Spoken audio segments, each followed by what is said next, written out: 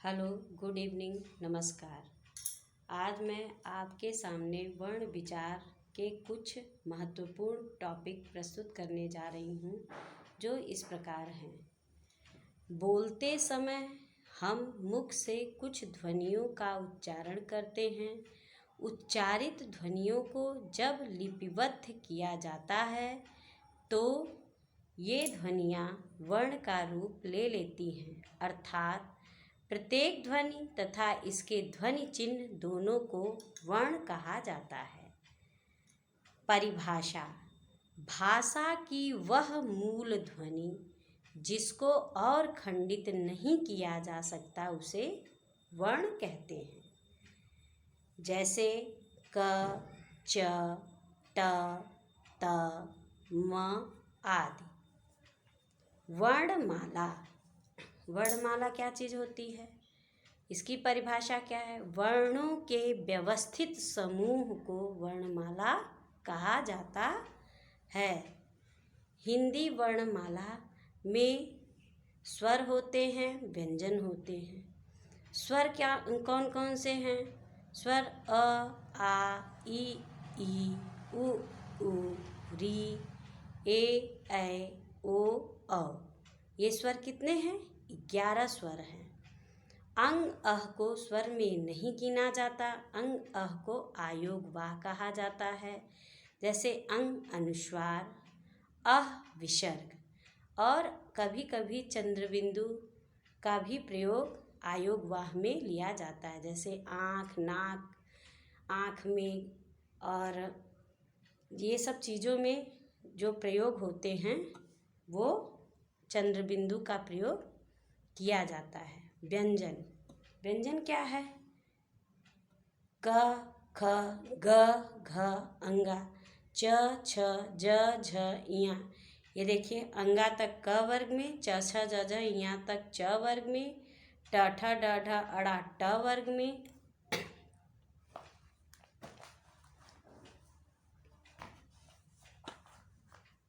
त, थ, द, ध, न त वर्ग में, प, फ, ब, भ, म प वर्ग में, और य, र, ल, व ये अंतस्थ, श, ख, श, ह ये ऊष्म।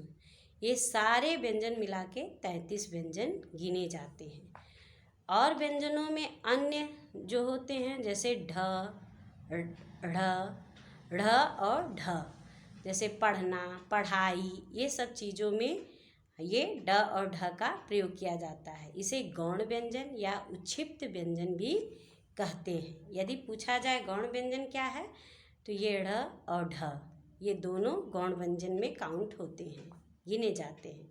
संयुक्त व्यंजन छ, त्र, ज्ञ और स्र, ये 4 जो है संयुक्त व्यंजन कहे जाते हैं। छ कैसे बनता है? आधा क और मूर्धन्य श। त्र कैसे बनता है? आधा त और र दोनों को मिला दिए तो त्र। ज्ञ कैसे बनता है? आधा ज और इया दोनों को मिलाए तो ज्ञ बन गया। स्र आधा स और र दोनों मिला दिए तो स्र बन गया। हिंदी वर्णमाला में वर्णों की कुल संख्या कितनी है? कुल जोड़े तो 49, तथा संयुक्त वर्ण मिलाने पर वर्णों की कुल संख्या 52 हो जाती है। यदि परीक्षा में पूछे जाएं कि वर्णों की संख्या कितनी होती है तो कितना बताएंगे? 52 होती है। इसी प्रकार देखिए, उच्चारण के आधार पर वर्णों को कितने भागों में बांटा जाता है? 2 भागों में, पहला स्वर और दूसरा व्यंजन। अब देखिए, स्वर किसे कहते हैं? जिन ध्वनियों के उच्चारण में श्वास वायु बिना किसी रुकावट के मुख से बाहर निकलती है वे स्वर कहलाते हैं। जैसे अ, आ, ई, उ, री, ए, ऐ, ओ, औ। ये कितने होते हैं? सब 11 हैं।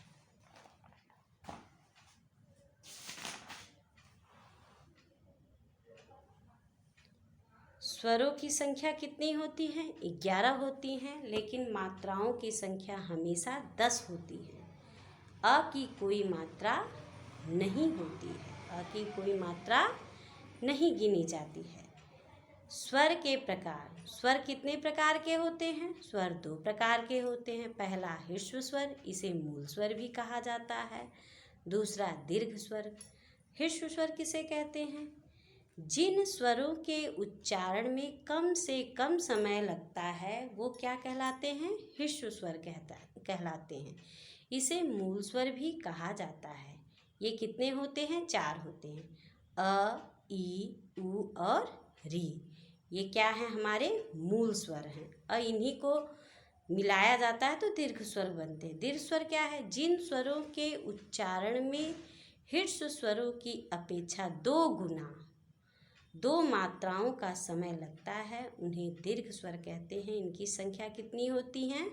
7 होती हैं। जैसे आ, ई, उ, ए, ऐ, ओ और औ। व्यंजन क्या है? जिन वर्णों का उच्चारण स्वरों की सहायता से होता है उसे व्यंजन कहते हैं। व्यंजन जो होते हैं हमेशा स्वर के सहायता के बिना नहीं बोले जाते हैं। जैसे प्रत्येक व्यंजन के उच्चारण में अ की ध्वनि हमेशा क्या होती है? छिपी होती है। प्रत्येक व्यंजन के उच्चारण में अ की ध्वनि छिपी रहती है। जैसे क अगर हम बोल रहे हैं तो क्या होगा? क और आधा क और अ दोनों को मिला दिए तब क बनता है। इसी तरह र, आधा र और अ दोनों को मिलाए तो क्या हो गया? र हो गया। स लिखा जाएगा कैसे? आधा स और अ दोनों को मिला दिए तो स हो गया। व्यंजन भी कितने प्रकार के होते हैं? व्यंजन के कितने भेद होते हैं? 3 भेद होते हैं। पहला स्पर्श व्यंजन, दूसरा अंतस्थ व्यंजन और तीसरा ऊष्म व्यंजन। स्पर्श व्यंजन क्या होते हैं? जिन वर्णों को बोलते समय जीभा मुख के किसी न किसी भाग को छूती है उन्हें स्पर्श व्यंजन कहा जाता है। जैसे हमारा जो जीभ है वो कभी तालु को, कभी कंठ को, कभी होठ को, कभी दंत को छूते हैं तो जिस जिस जगह से हमारे मुख से ध्वनियाँ निकलती हैं वही स्पर्श व्यंजन कहलाते हैं।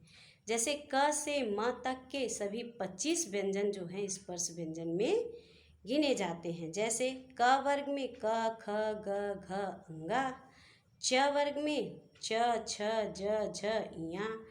ट वर्ग में ट, ठ, ड, ढ, अड़ा।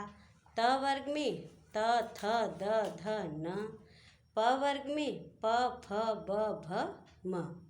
अब यदि स्पर्श व्यंजन में पूछा जाए कि स्पर्श संघर्षी किसे कहते हैं तो ये च वर्ग के च, छ, ज, झ ये 4 वर्ण जो है स्पर्श संघर्षी में गिने जाते हैं। इयाँ को स्पर्श संघर्षी नहीं कहा जाता है। अंतस्थ व्यंजन क्या होते हैं? अंतस्थ व्यंजन ये वर्ण स्वर और व्यंजन के बीच की स्थिति माने जाते हैं। इन्हें अर्ध स्वर भी कहा जाता है। ये न स्वर ही होते हैं पूरा, न पूरा व्यंजन ही होते हैं। इन्हें अर्ध स्वर के नाम रूप में जाना जाता है। ये 4 होते हैं य, र, ल, व। इसमें ल को क्या बोलते हैं? पार्श्विक बोलते हैं और र को लुंठित बोला जाता है।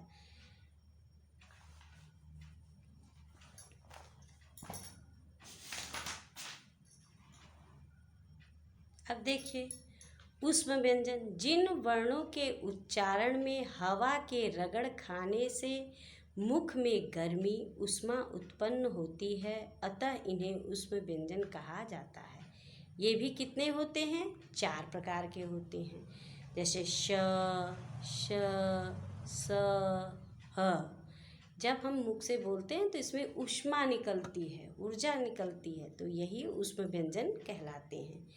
आयोगवाह, हिंदी भाषा में प्रयुक्त निम्नलिखित वर्ण आयोगवाह कहलाते हैं। जैसे अनुस्वार, अनुनासिक और विसर्ग। ये कितने हैं? ये हमारे 3 ठो आयोगवाह हैं। अनुस्वार अंग, इस ध्वनि का उच्चारण म या न के समान होता है। इसका लिपि चिन्ह अंग है। प्रत्येक वर्ग का 5वां वर्ण अनुस्वार होता है, जैसे गंगा, चंचल, ठंडा आदि। देखिए गंगा में यहाँ अंगा है आधा और ग, चंचल में इया है और च। इसी तरह अनुनासिक क्या है? जिन स्वर के उच्चारण में हवा मुख व नाक से निकलती हैं, इसमें स्वर के ऊपर चंद्र बिंदु का चिन्ह होता है, जैसे चांदी, फांसी, माँ, आँख आदि। विसर्ग आह, इसका उच्चारण हल्के ह की तरह होता है। इसका लिपि चिन्ह अह है, जैसे अतः, प्रातः आदि। अब देखिए द्वित व्यंजन। जब एक व्यंजन ध्वनि अपने समान अन्य ध्वनि से जुड़ती हैं तो द्वित व्यंजन कहलाती हैं, जैसे च, आधा च और च। ये जैसे सच्चा में ये आधा च है, ये पूरा च है। एक ही वर्ण में आधा और पूरा दोनों है। देखिए इसमें आधा क और पूरा क, जैसे पक्का, सच्चा, आधा ज और ये पूरा ज, जैसे सज्जा। ये क्या है? द्वित व्यंजन है। जब ऐसे एक ही वर्ण के दोनों वर्ण आधा और पूरा रहे तो ये द्वित व्यंजन में गणना होगी। संयुक्त व्यंजन। संयुक्त व्यंजन भी इसी तरह, लेकिन द्वित व्यंजन और संयुक्त व्यंजन का अंतर। जब समान वर्ण आपस में जुड़ते हैं तो द्वित व्यंजन कहलाते हैं, जैसे स और आधा च और पूरा च, जैसे सच्चा। लेकिन जब अलग अलग वर्ण आपस में जुड़ते हैं तो संयुक्त व्यंजन कहलाते हैं, जैसे आधा द और ये य, दोनों जो है अलग अलग हैं। विद्या में देखिए आधा द और य पूरा, तो विद्या हो गया। ये हमारे संयुक्त व्यंजन कहलाते हैं। वर्णों का उच्चारण स्थान।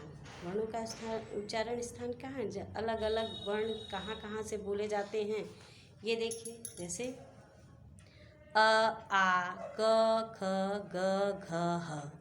ह भी जो है कंठ से बोले जाते हैं।